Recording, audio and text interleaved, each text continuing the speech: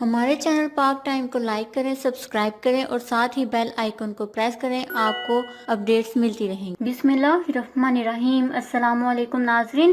افسوسناک خبر، شاہ محمود قریشی کو ہسپتال منتقل کر دیا گیا۔ جی ہاں ناظرین، کرونا وائرس کا شکار وزیر خارجہ شاہ محمود قریشی، جنہوں نے خود کو گھر میں قرنطینہ کیا ہوا تھا، کو ملٹری ہسپتال راولپنڈی منتقل کر دیا گیا ہے، جہاں ان کی دیکھ بھال کی جائے گی۔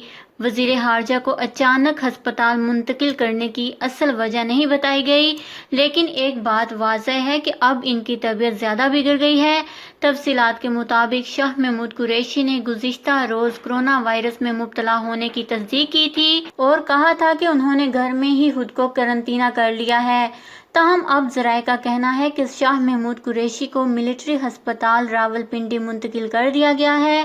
وزیر خارجہ شاہ محمود قریشی نے گزشتہ روز اپنے بیان میں کہا تھا کہ انہیں بخار تھا اور کرونا ٹیسٹ مثبت آیا ہے۔ ایک ہی دن بعد ان کو ہسپتال منتقل کیے جانے کا مطلب ہے کہ ان کی طبیعت زیادہ ناساز ہے، جبکہ ان کے اس وائرس کو شکست دینے کے چانسز 90% بتائے جا رہے ہیں۔ اللہ تعالیٰ کرونا میں مبتلا شاہ محمود قریشی اور تمام انسانوں کو صحت یابی عطا فرمائے، آمین۔